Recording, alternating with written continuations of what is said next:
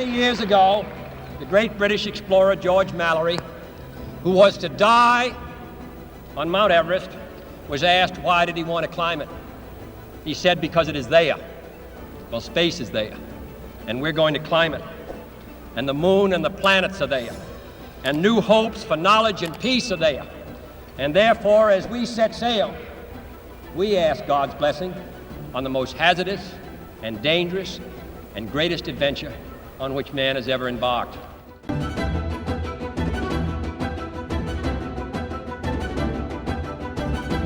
The life support system was on your back. On your back. And if it broke, you were dead instantly.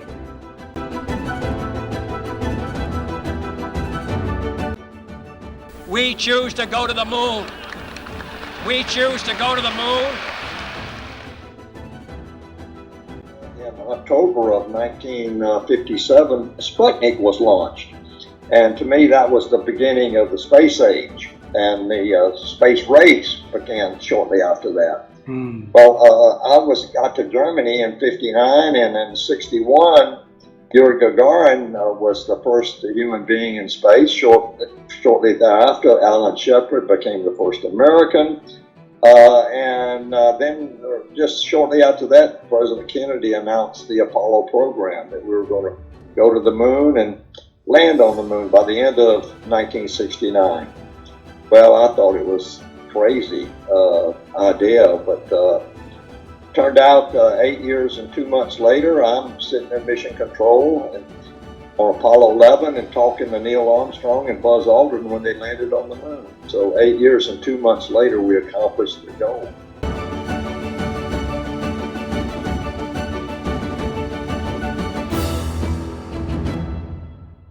I had a little picture of my family, a little snapshot.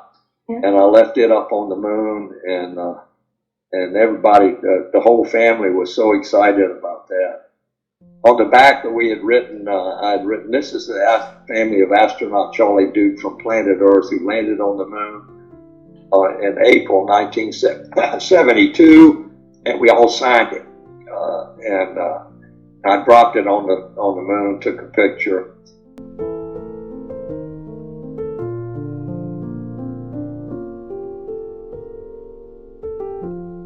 First, I was following the development of the Saturn rocket, which was an amazing machine.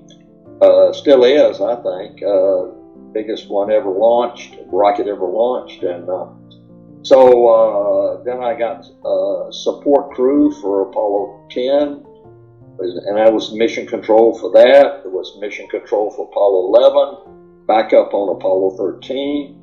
Flew to the moon on Apollo 16 and back up for Apollo 17. So I've worked on more Apollo missions individually than anybody else in the astronaut office.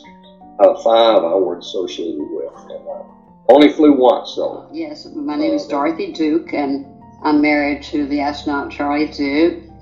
And we've been married now 61 years. And we've had a lot of ups and downs, but we applaud and thank the Lord for getting us this far. And it's been an interesting adventure being married to Charlie, as you can imagine.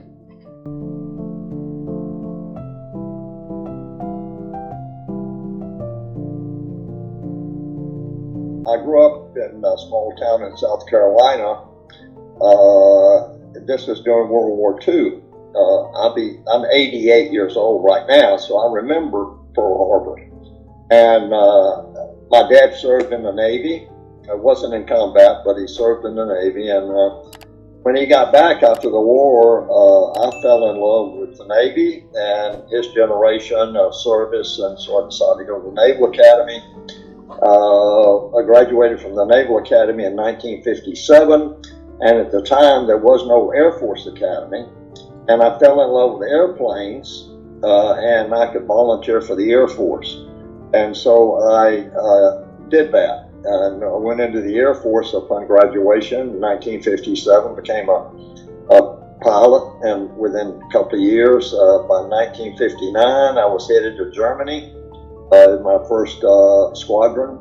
And that year, NASA was formed, and the first group of astronauts were formed. So he applied for test pilot school in California. saying he wanted to get back to flying. So we moved to California, and I found out there that he loves airplanes. He just was more excited about that than he was excited about our marriage. And I just started feeling like I'm moving down to the bottom of the list. I'm not first in his life. In fact, before we got married, I told him, I said, I'm going to put you first in my life, and will you put me first in your life? And he said he would.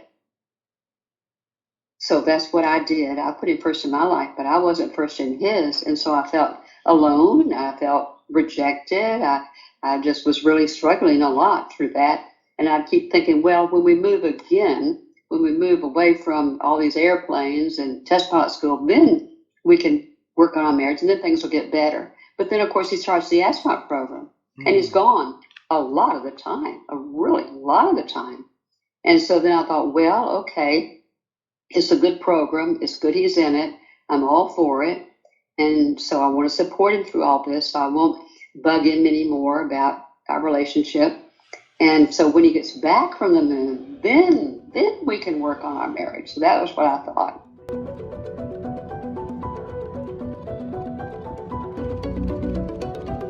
Dottie was excited about leaving California.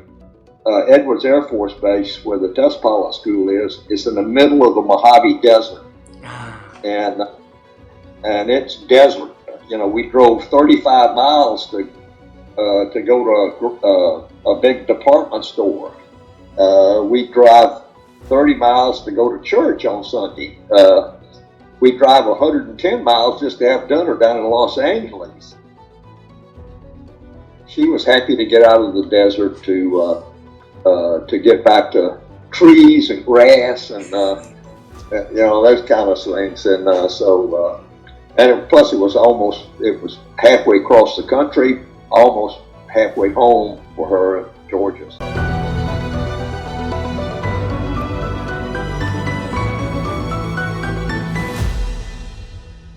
So after the war was over, we moved to, my parents moved to Lancaster, South Carolina, which is up in the upstate, and small town, 8,000 people. And there it was the beginning of the space age, the jet age.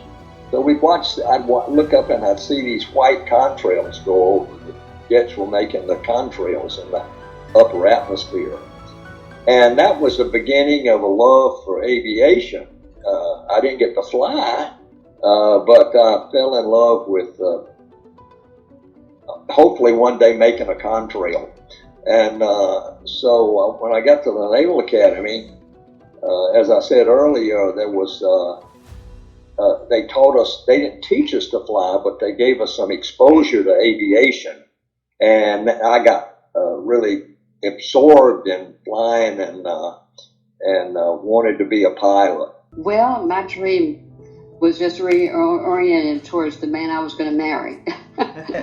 We had a lot of movies then, and it was so many movies of happily ever after that was really what my dream was, that I would grow up and I'd get married and live happily ever after and be married. I don't know if you know the fairy tale Cinderella or not.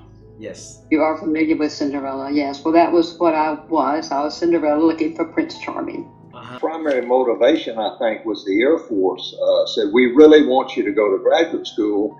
It'll be great for your career. And so I listened to them, and I decided to follow their advice, even though I was giving up a great, exciting job. But going back to school wasn't really a great, exciting job. It turned out to be very, very difficult. I'd been out of school for 5 years, and electrical engineering had passed me by, and aerodynamics had passed me by, and all of the things that I had to catch up on. And I couldn't do a calculus problem. I couldn't do anything. But I caught up and ended up graduating.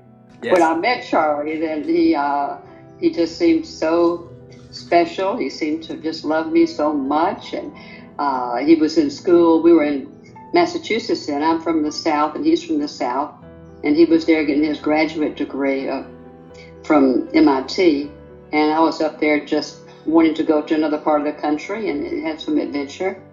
And so we met there, and he just wowed me, and he was very anxious to get married right away. I really wasn't interested in getting married so soon. I wanted to grow up a little bit more. I just finished college and university, so I kind of wanted to see the world.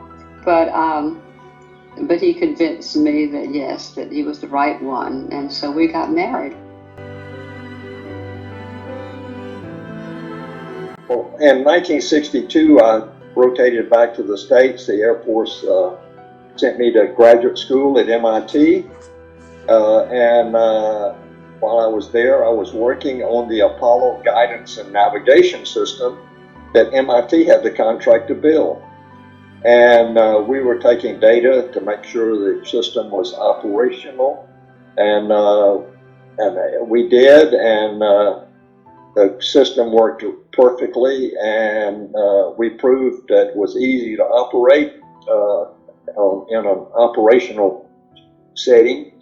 So I got my degree, and I met some astronauts while I was there working on this system, and they were very excited, enthusiastic. I'd never met anybody that was so excited about their job. And I asked them, how did I get that job? And they laughed and said, well, you need to get your degree and go to test pilot school, and you might have a chance. So I followed their advice, got accepted to test pilot school in 64, graduated in 65, stayed on as an instructor at the test pilot school. And in September of 65, there was an article in the paper that said NASA's looking for more astronauts. And so I applied and was selected in April of 1966. So we moved to Houston, and I started my 10-year career as an astronaut in 1966. But he had to study because he was in school and he wasn't doing well at that time. And so the pressure was on him. So we'd eat dinner and he'd go to his room and he'd start studying, close the door and start studying. And I thought, where is this guy that I thought I had married? So it kind of continued like that for a while. And I thought, well, once he finishes school, then we can really have that relationship again. But then he went to test pilot school. And see, I had no idea he was interested in being an astronaut because he didn't when we got married. An excitement for me, or for her, to have a husband that was so excited about the job that he was going to do.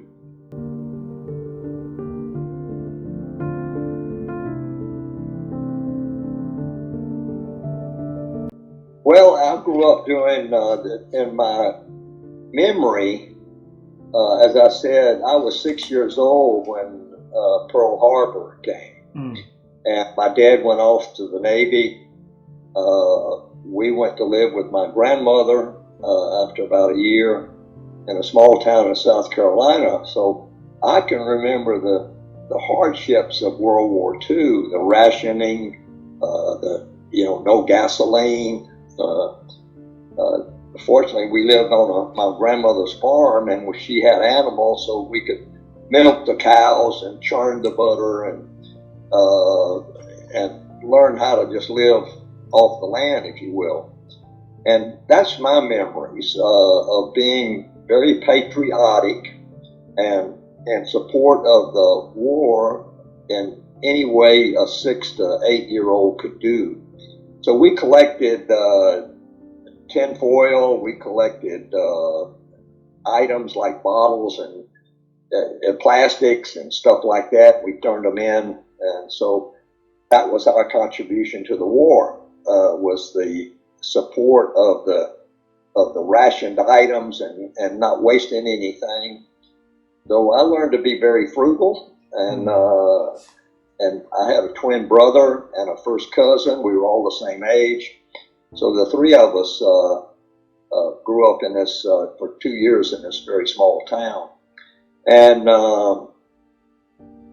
so I can remember the train track went behind my grandmother's house, and the troop trains carrying soldiers back and forth between the military bases. We'd go down and wave, and they'd wave back. So my heroes really became the soldiers, sailors, and airmen of World War II. And I respected them so much, and they were so sacrificial in their service. But we were determined. We met through a mutual friend. I was actually staying at a friend's house that she was renting, that I had known back at the university where I graduated. She graduated before me, and Charlie had met them because he was actually moving into the place that they lived, because they were moving out, and he and his friend were looking for a place to live. So it was just the second day I was there. I was been looking for a job, and he came over to talk to them, and I was there and talked to him. And he said, he'd get in touch with me when he got back, and I thought, well, that's nice. He's a little older. It'd be like a big brother. It'd be nice to have someone take me around. And but he went home and told his mother he had met the girl he was going to marry. Wow. So I didn't know that. But he started talking serious pretty fast, and so that was in September, and by Christmas we were engaged. Yeah. 4 of us military bachelors lived in my class, and we didn't like the graduate house where we were staying. It was just a room. It was more like living in a hotel, a very low-class hotel, I should say. So we were looking for an apartment, and we had met these girls who were living in an apartment, found out that they were going to move out at the end of the summer, and we could move in. So we rented this place, and so this was in August, I guess, right after summer school.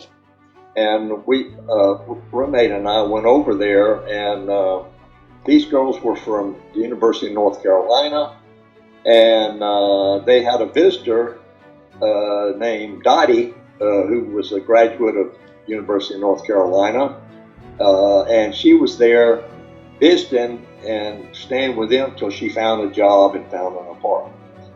So we got there one evening, and I wanted to meet this new girl, so we sort of sat there, and finally she came out from the back. She'd been looking for a job all day long, and so she was tired, but I wasn't going to leave till she came out. So anyway, she came out, and I met her, and we talked about an hour. Then the next morning, I went home. I drove back to South Carolina, and I told my mom, Mom, I have met the girl I was going to marry. I guess he just felt like, in himself that this was the right person. He was 27 at this time, and had dated a lot of people, and so we just seemed to have a lot in common. A feeling of oneness there, I guess, and and you just end up knowing that there's something special about this relationship.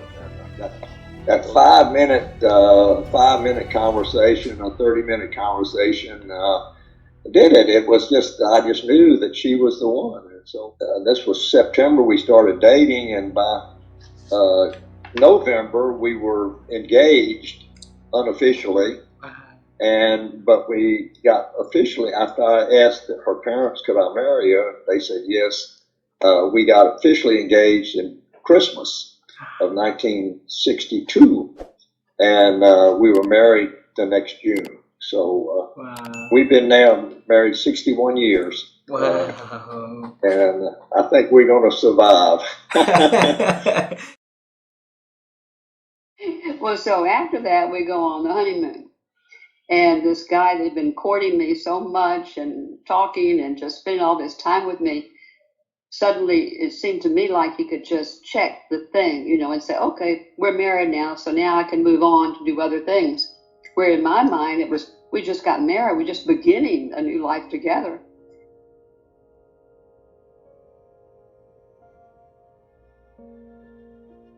After a long delay in between Apollo 14 and Apollo 15 and 16, we landed in the Descartes Highlands. By this time we had a spacecraft that lasted for 3 days on the moon instead of 1 day, and we had a car they called the Lunar Rover that we took with us, and which revolutionized lunar exploration. And we were the only mission that landed in the I call it the mountains of the moon.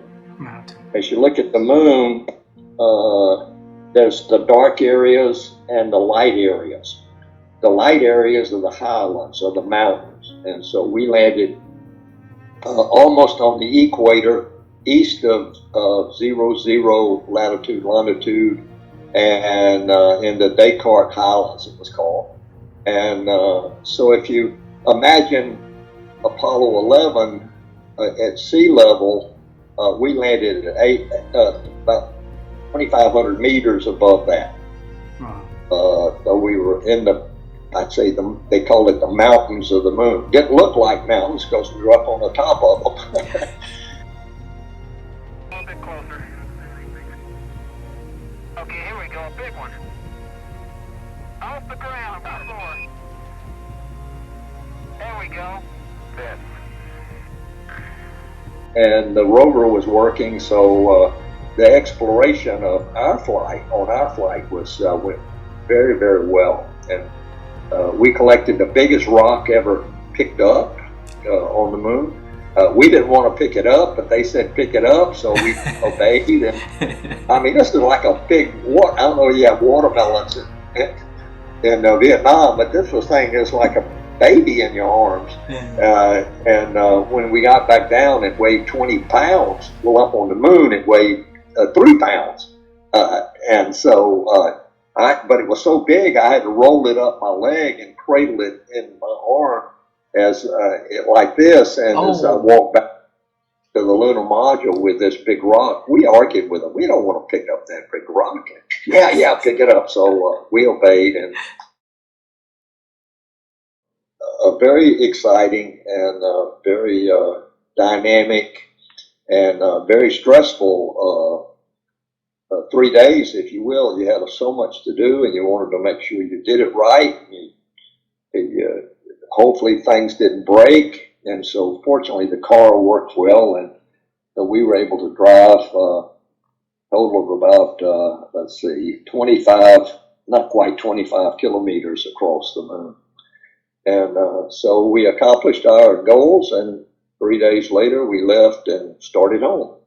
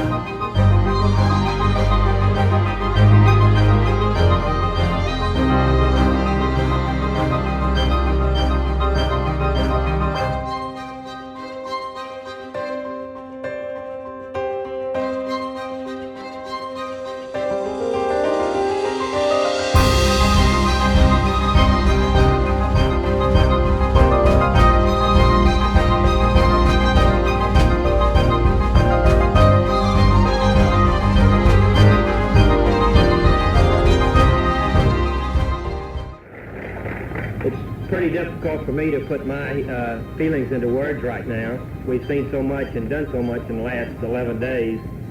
It's almost indescribable, the views and the scenes you see. You don't think that that one can be topped, and then sure enough, the next one tops it.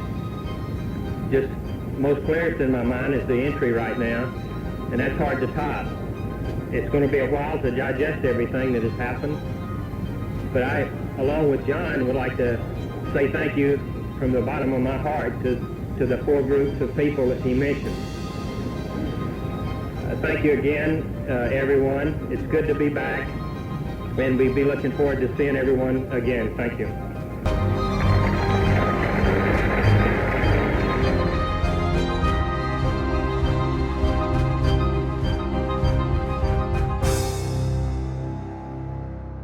My mind had gone from moon to money, maybe money. I had no peace. So I tried a job. I became a travel agent. I went on a trip, but you don't get love from that. And I tried reading other philosophies. I tried a lot of church work. I tried just lots of different things, looking for the answer to life. And none of them were giving me the answer I wanted, which was love and really a purpose in life. And so that's when I considered suicide. Wow. This was about three years after he had gotten back from the moon. It was difficult. I was 36, the youngest that walked on the moon. And after Apollo was over, 6 months later, 8 months later, let me say, I was working on Space Shuttle, and it was, I was, 36, 37, and I was at the top of my career, and the top of the ladder, and the thought occurred to me, what are you going to do now? How are you going to top a flight to the moon? So I became frustrated, if you will. We had 2 boys at the time. Our marriage was in trouble. Dottie was very depressed. In fact, had suicidal thoughts because our marriage wasn't going like she thought it should go, and so she began to get depressed, and so she even considered suicide.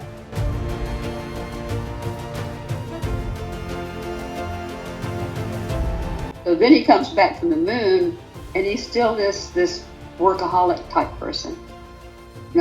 He gets on the backup plan for Apollo 17, and he's just now thinking about another career and all this. And I didn't feel that important in his life, and so I became very depressed, and so depressed that I became. Well, first I thought, well, I'll divorce him. Now I'll find somebody that will love me the way I want to be loved. That was what I was looking for.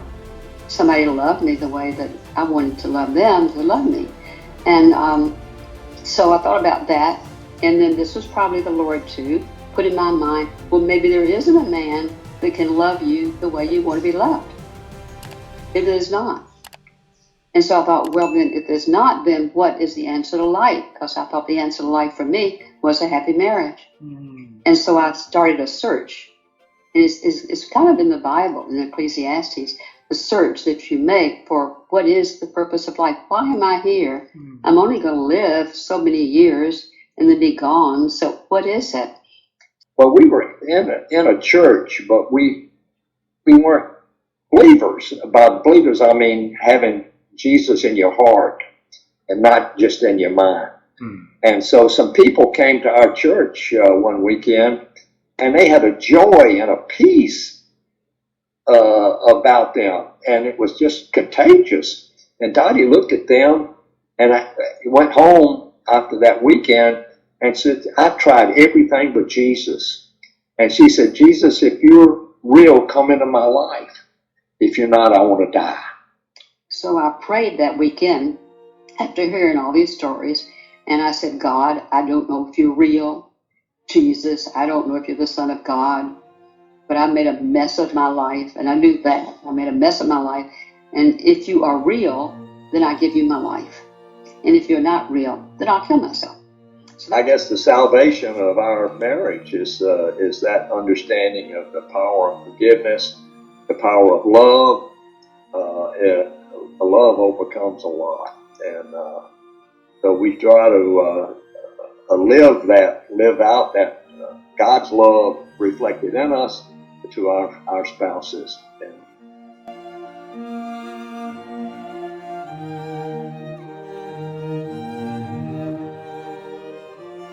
I was very successful in business, but I wasn't happy, wasn't having no peace.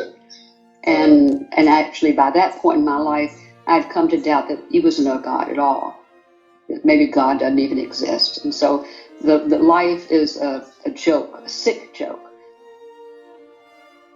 I've been in church all my life. I can remember going to church as a little boy, but it was here and not here.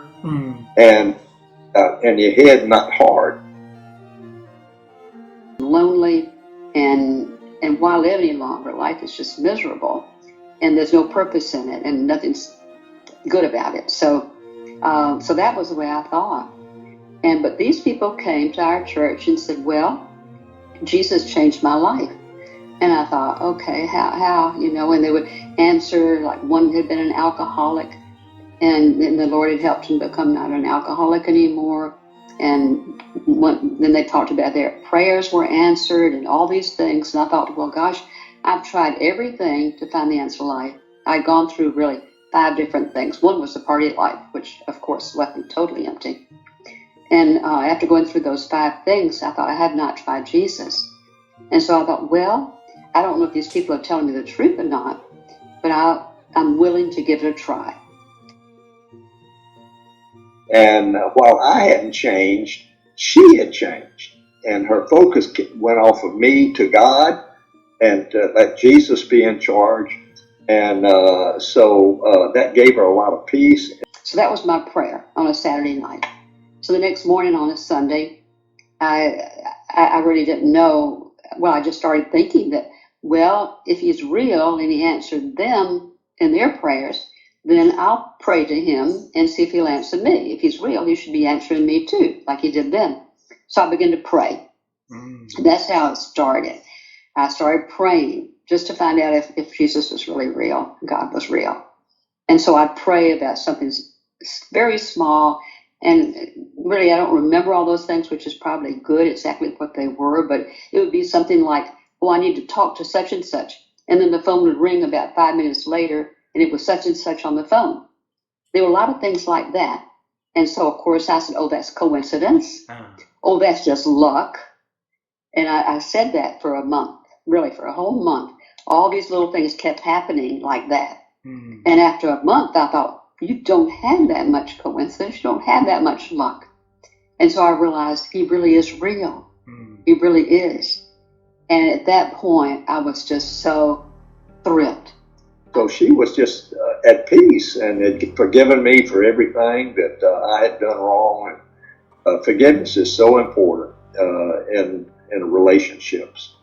And back to Scripture, the Bible teaches that it says, do not let the sun go down on your anger. If you're angry with your spouse, settle it before you go to sleep. And that's forgiveness. And Jesus forgave us for all of our sins, and we're to forgive one another. When I say the Lord spoke to me, he put the thought in my mind. I've never heard him audibly, but he put the thought in my mind. So the thought in my mind is that, Dorothy, you were born again. Well, I knew that was in the Bible. We never talked about it at church, but he said, you were born again. I have forgiven you for everything you've done wrong in the past. And I understood that because I knew about Jesus dying on the cross. And that, so your past life's behind you and you're starting a brand new life. And I thought, wow, all that bad life that I've had, that I felt, all my life is gone. I don't have to look back anymore. I can start brand new with Jesus right now. Brand new. It just gave me so much hope and so much joy to know I could just lay that down and move on and start life over again with the Lord.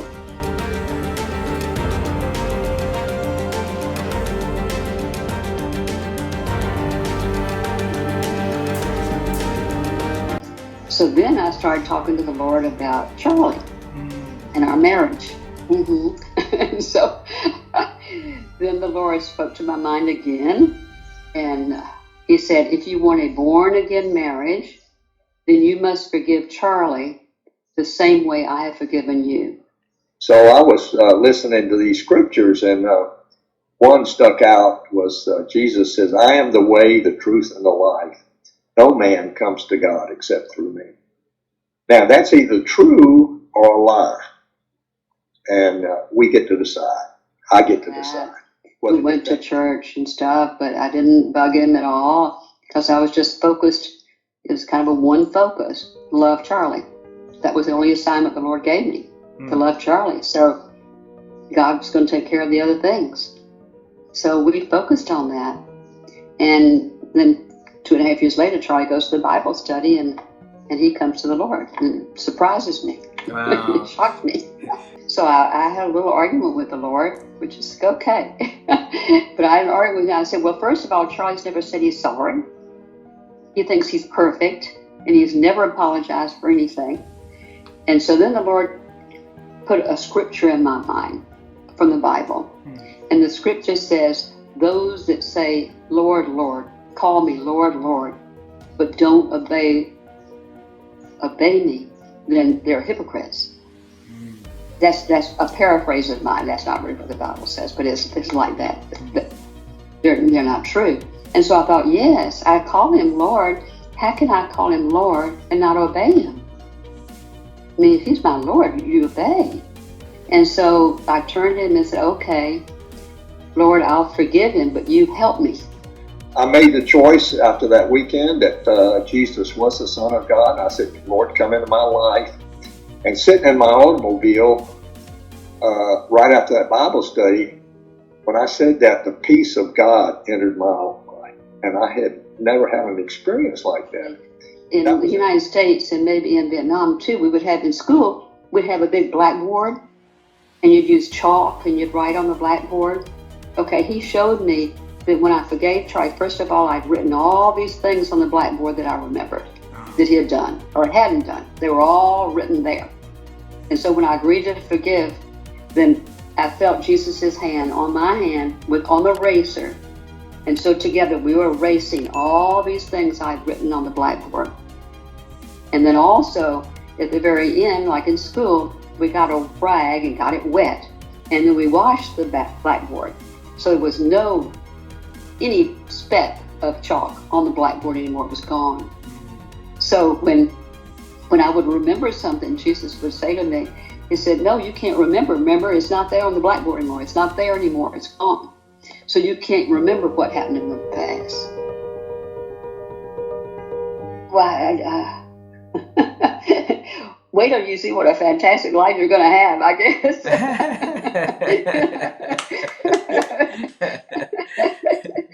Stick with it. Yeah. What I say to Dottie? Yeah. For that 61 years of amazing. Oh, well, I just say 61 years. I said, Lord, I can't believe we're here. God has given us 61 years together, and as long as we are alive, we're going to serve God and serve one another and love one another and forgive one another. We still have these fights, and it's just human nature. But as I said earlier in the program, before we go to bed, we settle it and say, forgive me. Forgiveness is really important. Attitude and character. You admit your mistakes. We admit our mistakes and what our fault. And when we say, forgive me, and she says, I forgive you, and I forgive you, darling, and then it's all settled, and you're back into union again. So then I talked to him, and I said, well, okay, I've done that, Lord. Boy, I'm a good girl. I've done that. And so, but he doesn't love me. He still doesn't love me. And so then the Lord spoke to me again. And he said, you don't try to change him, which I always was trying to do. You don't try to change him. You don't try to save him. In other words, to bring him to the Lord, to save him. I'm the Savior. You are to love him the same way I love you. And I said, but Lord, he doesn't love me at all. I can't do that. And he said, I love you. The Lord said, I love you. I love you enough that it doesn't matter if your husband doesn't love you, because I love you enough. And so whenever you look for love, don't look to him for love. Look to me for love. And I'll feel all the love you need. And so you just love him.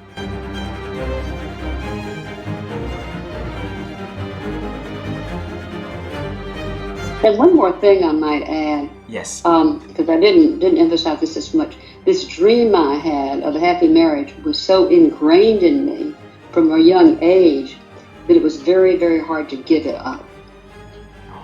And I had to do that because we weren't going to have that marriage. And we don't now. I mean, nobody has a perfect marriage, but it's certainly good now. But giving that up was a big decision. And I had many tears over that, of this dream that I had had, and I wasn't going to achieve it. But what ended up is, I'll tell people too, no, instead of the Prince Charming, I met the King of Kings. Wow. And so I'm the King of Kings. So that's that. Wow. Thanks a Yeah, lot. and with Charlie walking with the Lord, it just makes us have a really good marriage. Not perfect, but it's good. So far we made it.